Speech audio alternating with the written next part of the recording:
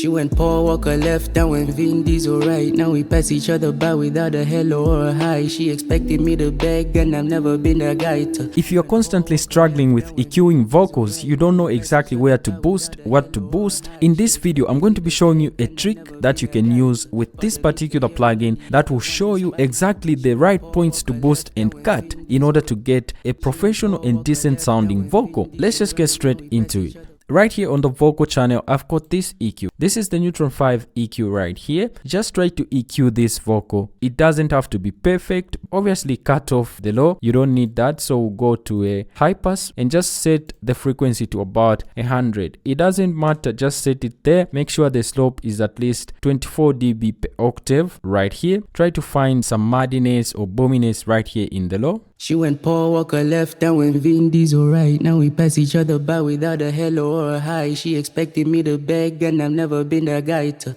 At least a decent 2.5 to 3 dB of reduction. Then I'm also going to find some room sound around here. She went Paul Walker left, I went Vin Diesel right. Now we pass each other by without a hello or a hi. She expected me to beg and I've never been that guy to. So I'm going through real quick like that. Don't go more than 3 dB. Stay around there so that we don't destroy the vocal. Then I'm going to add a little bit of air and brightness at the end. So I'll go to about 10K and just add maybe 3 dB. She went Paul Walker left, I went Vin Diesel right. Now we pass each other by without a hello or a hi. Let me add a little bit of body around 1K. I'll boost this frequency because personally I like to boost this frequency right here sometimes. She went Paul Walker left, I went Vin Diesel right. Now we pass each other by without a hello or a hi. She expected me to beg and I've never been that guy. You can adjust and make sure it sounds great as you like it. And then after you are done, this is where this move comes in. Let's now play our audio and click lane. What the EQ would do is intelligently scan the frequency spectrum and be able to adjust and apply these moves that we've just made in the correct positions with reference to this vocal right here. So I'll click lane and play. She went Paul Walker left, I went Vin Diesel right. Now we pass each other by without a hello or a hi. So it's done right here and you can see what's going on here. Things have moved. Right here, it takes it from 10K where I'd put it to about 8K. That's where I'm getting the presence and a little bit of air on the high shelf. Then on the cuts, it hasn't moved a lot. So I was somewhere around here. But what surprises me is the 1K that I usually boost and that I wanted to boost is that it has moved to about 400 and something to try and boost it here. And what this means is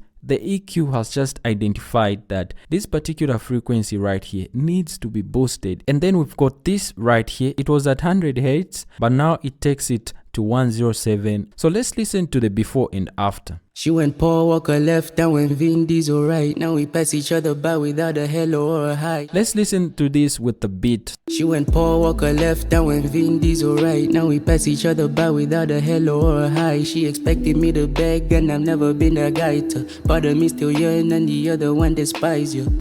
You know, after listening to this, I feel like it now makes sense that there's a boost right here because there's this body that's coming in the vocal that I feel sounds great. And from this point now, you can decide whether to reduce a little bit more of this part, whether to boost more, because it doesn't play around with the gain and the Q of your bands right here. All it does is just adjust them and move them to what it thinks are the right positions. So let's say for example you don't like where it puts them here, you can still click lane once again and it will still do the same thing and give you another suggestion of where it thinks this should be. I've left the link in the description to this plugin right here. If you'd like to try it out, go and check it out, probably get a free trial or something. Thanks a lot guys for watching. If you enjoyed the video, don't forget to give it a thumbs up. If you're new to the channel, my name is Jay. I make music production tutorials on YouTube on mixing and mastering. Consider subscribing,